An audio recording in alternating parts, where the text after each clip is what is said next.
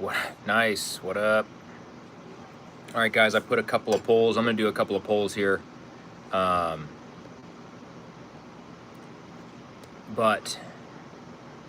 let's see here. Sweet. What up, guys? All right, we got to. This is my post range. I've been filming all day here. Okay, 13 votes already. Sweet. Yeah.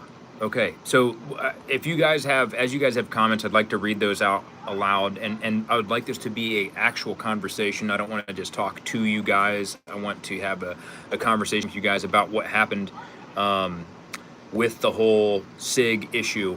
For those who aren't up to speed, there was an incident at Global Strike Command, which is the Air Force's version of, like, they handle all the missiles. So like on the Air Force side, you have different MAGCOMs. You have AFSOC, Air Force Special Operations Command, ACC, Air Combatant Command, which is where all the fighter pilots, the PJs, TACPs, you know, everything fighter jet related CAS platforms are all ACC. Really big MAGCOM. Then you have GSE, you have Air Mobility Command, which is all the C-130s, C-17s, blah, blah, blah, blah, blah, right? So Global Strike Command handles all the missiles. Now, in Global Strike Command and every MAGCOM, there's security forces, which security forces, they secure the base, they check you in through the gate. They honestly have a lot more of a protective style role as well as a police role. Now, supposedly, this is to be confirmed, there was a description of what happened, but an airman was killed, a security forces sergeant. He was a desk sergeant, so most likely he was monitoring the desk for the shift, because if you look at it as like law enforcement, they go out, they do their patrol, stuff like that. There's someone who's manning the desk. I wasn't security forces, but to my understanding, that's the description of what that is. So what you ended up having is the desk sergeant had a Safariland holster, which is a standard issue for the Air Force and for every branch of the military, had a QLS holster so he could take his holster off and still have his battle belt and stuff like that. The pistol, per Air Force reg for how to carry a pistol, is round in the chamber, in the holster, and I believe safety on. Don't quote me on that. I don't think it's required. I know for the Beretta M9, it was gun was loaded with a round in the chamber, safety off, but the hammer forward, because it was, had single and double action. So anyways, he has it in the correct condition, takes the holster with the firearm still inside of it, loaded as per the reg, sets it down on the desk, and when he set it down, the gun went off and shot him in the chest, which is, it goes in line with what other P320 incidents that have occurred with guns going off in the holster, you know, whether it's reholstering or bumping it or something like that. So I think it's absolutely tragic and insanely sad. For whatever reason, I feel like all of us kind of knew something like this was going to happen. But for it to happen so cut and dry, I mean, we'll see. When there's video evidence, if that's shown out to us, we'll see it. So yeah, 88%. We got 38 votes, 39 votes, 88%, 42 now. Majority says yes, it was, SIG should be held liable. So I'm not sure if the family is able to sue. I know that it's really difficult for a military member to actually sue the government. I don't even know if you can, but the family of that member could. I'm not sure the legalities of that. However, I'm sure that the families will probably be going after the company itself. Now, mind you, this is not the first any. So let's back up a little bit. So what happened is a memorandum from the commander of GSC, which is a 2-star general, put out a memorandum saying, hey, all M18 usage stops across all of Global Strike Command. That's just that MAGCOM. That's not Air Force wide. Now, when it goes Air Force wide, that would be really interesting to see. However, GSC commander has said that all airmen, specifically security forces, because they carry every day, will be using an M4 in lieu of the M18 to be able to conduct their duties. So what's interesting, though, is the FBI, as we all know, did a white paper, pretty much an investigation on the M18 and the M17 and the P320 platform, saying, hey, this is an unsafe firearm. Yet the Army, just a couple weeks ago, denied, or essentially said, we're going to disregard that report and we're still going to run M18s anyways. or M17s. So we'll see what the DoD does now after the fact, now that this incident has occurred. I mean, I can imagine that most likely you'll see some squadron commanders or group commanders that'll be like, hey, we're not using it per the commander's guidance, use something else. There's a rumor. I have no idea. I can't vouch for this rumor. However, there's a rumor because on the Marine Corps side, the Commandant of the Marine Corps has said, hey, all Marines will be in Condition 3 no matter what when carrying an M18, which means it will be unloaded in the holster, no round in the chamber, because of the incident report that came out from the FBI. Now, we're seeing that most likely there's a possibility, it's just going up through approval chain right now, that the Marine Corps may be ordering M9A1. So going back to Beretta, that's just a rumor. I mean, is this something where you guys think that, hey, even though Glock and MMP were not awarded the ability to do the trials, they never got to finish them, do you think that will come back? Or Beretta, because they had the M9A4 that was developed for the trials for the new DoD handgun for the military. So is there a possibility of that? Let's kind of look through some of these comments we got here, and then I have some really frustrating things to say. I wonder if the military drop SIG contracts altogether. That is, I mean, we've seen other government agencies already do that. We've seen, police departments, ICE, I believe Homeland Security, FBI, I'm sure will probably follow suit here soon. I pray SIG is no longer used by militaries across the world.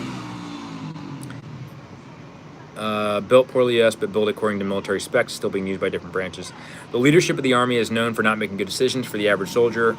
Army vet here. Honestly, how many of you guys think that the decision for the M18 program to progress maybe had a little bit of corruption in there? I mean, some general gets a lot of money and now he works at SIG.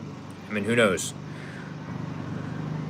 Why was he pointing the barrel at himself? We do not know the whole story. I carry an M18 almost every day. I banged it and I've fallen with no discharge. It is a first-gen trigger.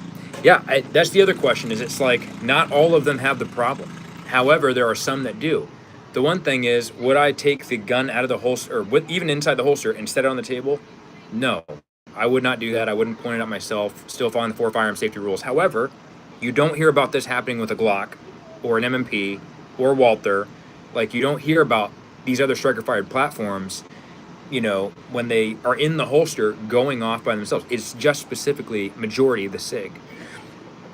Gunsight Academy has issued a prohibition for the SIG P320 at their classes until further notice. Thoughts on the 19X? I don't know why the military didn't go with 19X, to be honest. I mean, I run an MMP. I like the MMP 2.0. I used to run Glocks. I still like Glocks. I still think they're great. I don't know why they didn't go with the 19X. I think they didn't even get to do the trials. What I will say, and this is something that I think is really important, start to pay attention or see who has been, as far as in the influencer realm, who has been still pushing SIG or has been pushing SIG hard in the past 3 to 4 months. And then just be careful about their opinion at that point. You know what I'm saying? That's just for me. Like, as soon as I see that type of entity or individual pushing hard for SIG, I'm really going to question other things that they're talking about, their opinions on things. Because you can't, it's very difficult. A lot of the evidence stacks up against SIG for it being a safe firearm. There are some things that they are not releasing to the public. They're just things that they're hiding. And so this is why, like, this whole reason I'm doing this live is kind of a discussion point for us to think about. This is why doing business in the gun industry, why being a company making firearms, being a company that makes firearms parts where people's lives depend on them, it's a serious business. It's not just something, well, like, hey, let me make some money because I'm interested in it, or the engineering of it fascinates me. Like, you have to be dedicated to your craft, dedicated to the product, because lives depend on it, whether it works or not, or obviously works unintentionally and takes a human life. This is the result of greed in the industry overtaking, QC or care on the product, whatever. But it's a serious business making gun stuff. and doing it for the bottom dollar, it's absolutely immoral. It is unethical, and I think it's a terrible thing. So yeah, I tend to blame corruption and greed as well. Yeah, it's corruption and greed in the gun industry literally has fatal consequences, because you'll see QC drop just so that way people can push more volume so they can make more money. It's just one of those things where, like, you start to see companies doing these unethical things. They don't care about you. They don't care about the shooter. They care about the bottom dollar, and they care about the numbers. And that's important to me. Like, it's important to companies that want to do a review or whatever, or I even look at their product to see, like, hey, is this worth your guys' time? Is this worth your guys' investment? Is it safe for you? It's a serious business. Yeah, bad training overall, but it shouldn't have happened.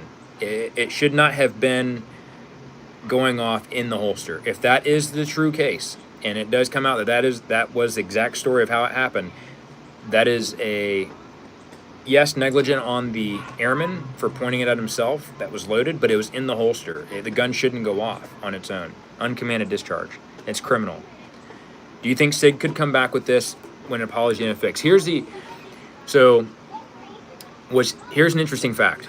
This is something that I heard from a very credible source. The CEO of SIG is Ron Cohen, right? And if you guys all remember Kimber and Kimber Quality and how they had a really hard time with QC back in the day, well, during that time period, supposedly Ron Cohen was the CEO of Kimber, and corners were being cut, things were happening, supposedly, and QC went way down. Cheaper parts, less QC, more volume, get more money, still charging the same price. And then after he leaves and goes now and he works for SIG, now Kimber is actually trying to turn over a new leaf and repair their reputation, because they used to have really good quality way back in the day, right? They used to be known as the 1911 company. Now they're trying to get back to their roots and repair that damage to their reputation, and they got a lot of work ahead of them. They really do. I think it's a great thing that they're doing that. They're paying attention to their demographic. They're giving, sending guns out to actual shooters to run. Like the fact that they sent a 2K11 to Ben Stoger is absolutely amazing. Like, it shows them that they're putting their money where their mouth is. They trust their product enough, because Ben, as you guys know who follow him, he shoots a lot. He's an amazing shooter, absolutely incredible. Just another level in terms of a shooter. And he's not going to sugarcoat it. He's going to say it exactly how it is. When I was reviewing the 2K11, I was literally looking for malfunctions, rust on the slide. I was looking for failure to feed, all these types of things, because those were trend items with Kimbers in the past. And it ran 4,500 rounds, amazingly. The only time it had malfunctions is either it was me, self-induced, or it was a lack of lubricant. So you're seeing Kimber now trying to turn over a new leaf and going in a good direction, minus the CEO, right? So is that the possible missing link? If SIG got rid of and swapped out their CEO, would that be the beginning? I don't know. I think it's too far gone at this point. Like, I really think that they have tried to bury it, and they not just bury it, but also claim that it is the shooter's fault all the time. They are the negligent ones, and blaming the shooter, the customer, for that. Like, what kind of, like, how would I want to support a company knowing that if something happens, they're going to blame me and call me the negligent one, right? Versus trying to figure out how to make it right and get to the bottom of things. So I don't know if they can repair that. I think it'd be the best first step, but they're going to face a lot of lawsuits, most likely, just from what I'm seeing and what I think is going to happen. If the military contracts go out, in my opinion, I wouldn't be surprised if there's a congressional hearing about the whole program. And also, the XM7 is absolutely terrible from what I've heard. I've heard guys who've talked about it using it in the field. It literally cuts your ammo capacity in half, the new rifle for the military. Like, and so people are very frustrated with that. And I think this is going to be the yarn that is going to be the thread that unravels the entire sweater when it comes to that whole next-gen weapons program. So we'll see, man. We will see. Yeah.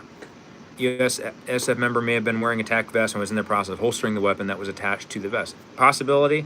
From what the only thing that we have, the only information we have is obviously from a screenshot from a text that's been circulating all over X, that he set it on the table. When he set it on the table, it was pointed towards him, gun in the holster, in the condition it was supposed to be in, went off when he set it down, and it hit him in the chest. So either he had taken the vest off, he was settling down for duty, so he removed his vest, something. But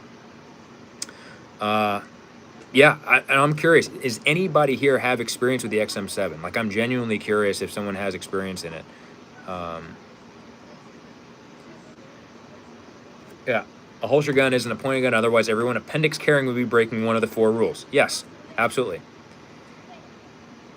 Was about to say the QC issues from Kimber got a job at, yeah.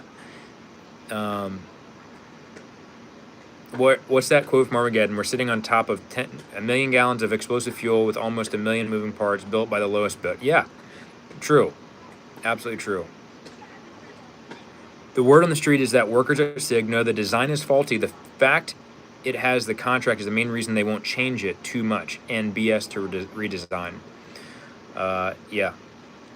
Yeah, it's absolutely insane.